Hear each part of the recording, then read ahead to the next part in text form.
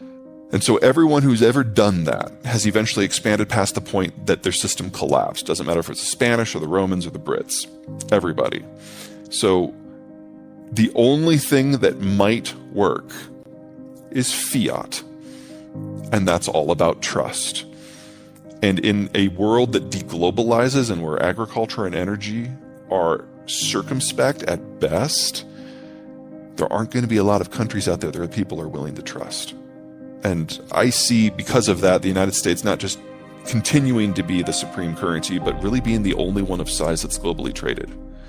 Now, I realize that clashes with like half of the investment theses out there, but most of them are based on the idea that globalization can happen and no one will shoot at each other ever again. And I think we've put a bullet in that theory back on February 22nd pretty thoroughly. From an economic point of view, you're absolutely right.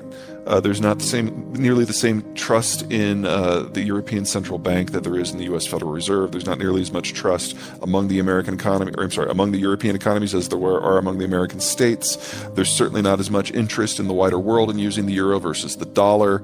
The Europeans have shown on multiple occasions they're willing to manipulate the value of the dollar in order to achieve certain program goals, which is something the United States honestly has never done. I mean, we've got QE1 and QE2, and they were little bumps in the M2 supply, less than 1% of the total, whereas the Europeans will go by 10, 20% at any given time in order to achieve something.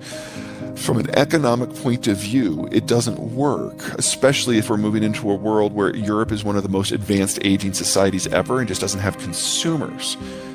But the euro is not just an economic project, it's also a political project. And if there's any hope for Europe to not fall back into their pre-1945 habits, the euro has to be a centerpiece of that. Now, in the end, do I think that will fail? Yeah. But I would have never guessed on February 22nd that the Europeans would have stuck together as much as they have on the Ukraine war. I've been pleasantly surprised. I would love to be pleasantly surprised on the euro as well. Crypto can only work if it has regular interfaces with the real economy and it's liquid in an exchange, and it's neither of those things. Also, it can't be a currency per se because no one's in control of the money supply. Bitcoin's probably the worst example of what might theoretically work because supposedly it's available in limited volume. But no, I see no potential there. I don't see it serving a need. I don't see it having a use. It's definitely not a store of value or a medium of exchange. Now, does that mean that there is something out there that could serve all those roles? Well, yeah, we call it gold. Limited in supply, but I mean, it has all the negatives of crypto with one exception. It actually exists. It's a physical thing. And because it has industrial uses, it will always have a base value. Whereas crypto's net value, especially if we move into a world where we hope to regulate carbon at all, Bitcoin anyway, its net value is negative. It doesn't match any of the criteria for any useful economic asset. We've got plenty of methods for containing floods. I mean, the Dutch are obviously the world class at that. So there's engineering that needs to be done. And if there's anything that the Germans know how to do, it's engineer. I'm not over worried about that. My concern is when you're making a forecast based on climate change is that our data sucks. Do we know the world is heating up? Yes. Do we know that warmer air holds more water and so can make bigger storms? Yes. I mean, that's not really disputed. But if you want to say what that means for a specific town, now you're going off the reservation. We do not have data for that. The best example I can point to is here in the United States in the summer of 2021, the city of Portland, which is normally rainy, overcast, and cool, got hotter for a 2-week period than Las Vegas has ever been. No one predicted that. We predict that deserts will get hotter. We predict that marshlands might expand. You know, we have these general things, but when it comes down to what happens on this square kilometer of land, we have no idea. Moving forward, that means we should expect change, but we shouldn't expect that change to be overly predictable at the urban level. So my work with climate change focuses on those grand generalities that we know that have to be true. So you raise an area by 1 degree. What does that mean for agriculture? And it's usually a balance between what you brought up, rivers and water, and temperature. We know that crops generally are fairly temperature hardy. You can raise the temperature up to 10 degrees, and they'll still be there, assuming they get enough water. And so I'm most concerned about the more arid parts of the world, which is where most of our wheat is grown. So humanity's number one crop is actually the one facing the greatest danger. So I really don't know. It strikes me as a little bit too convenient of a pattern personally. But again, this is not where I focus. I focus on deglobalization. I focus on depopulation because we know where this goes. And we know where this has been going since the 1960s. It's just that we're finally reaching the transition period this decade. Okay, let me start by saying I'm not a CFA and I'm certainly not a day trader. Okay, so I look for long-term trends that match up with my general analysis.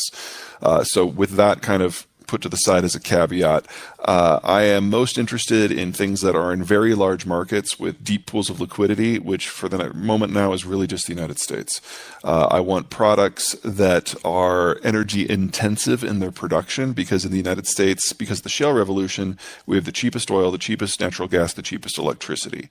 That's a huge competitive advantage, particularly as global supply chains break down. I look for things where their demand is demographically driven. Because the United States has the healthiest demography in the rich world, and Mexico has the healthiest demography in the advanced and developing world. And if the product is exportable, great. Because as supply chains globally break down, but North American ones get stronger, there's an arbitrage opportunity as well. And then, of course, because of the Ukraine war, I'm getting very, very big in the things that we need to make things that are no longer going to be flowing from the Russian system. So that's bauxite and aluminum, that's titanium, steel, pig iron, wheat, nitrogen-based fertilizers, phosphate-based fertilizers. If you can find any of that is in the Western mold or specifically in an American firm that is not exposed to the former Soviet Union, that's the catch there. They're good. The problem with all of this is that it doesn't match the investment theses that have been coming out in this capital-rich period where anyone can throw money at anything and it'll stick. So, like, if you want to invest in agriculture, for example, it's a global fund, and obviously it touches companies like Bunge that are very heavily invested into Ukraine and Russia, and they're losing everything. So you have to go more specific, and that's a lot more legwork. I would say overall, if you could only take one piece of advice away from this, the period of bottomless supplies of capital are ending, and that means capital is going to become harder to get. And that means we're probably going to have a lot fewer financial professionals, and they're going to have to prove that they offer a value add because high frequency trading doesn't work. Broad index funds don't work. ETFs don't work in this environment. If there's less money available and there's more people who need it, the cost of that capital will rise. And if you are an investor, there's some wonderful opportunities here, but you have got to do your homework. You just can't rely on your CFA to go out and identify a half dozen funds, dump your money in, and then go and do something else. That doesn't work anymore. Yep. Remember when I said we don't have an economic model for where we're moving? We don't have a political model for it either. Now, in the United States and in Mexico, where the change is happening most slowly, we're going to be able to tinker with the existing system for at least another 30 years. But in Europe and East Asia, where it's in collapse now, they're going to have to figure out a new way to do all of this. So hopefully those of us who are in North America can look to the Eastern Hemisphere and learn a few things, or even if it's just a few things that we shouldn't do, as opposed to might try. My biggest concern moving forward is that every time we've had a clash of economic models, especially when they've been in their infancy and just being developed, we have had conflicts.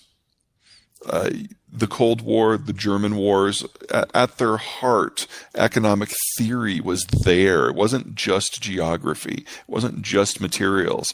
It was about the role of the state. Well, we now get to do that on a global basis during an energy crisis and a food crisis and a financial crisis. And then I'd get home for the summer and everything was on fire. So it's just that living out in Colorado in the highlands more matches my my work schedule, Sure. and I love it. The thing that worries me the most is food. Over the last 70 years, globalization has allowed every agricultural producer to specialize in whatever grows best in their climate. So we now have avocados in North Carolina, and we now have corn in Iowa, and California and Florida are big into orcharding, for example. If you break down the global system, people are going to be more responsible for their own food production. And that means a lot less specialization and bringing wheat back to the core of the production system.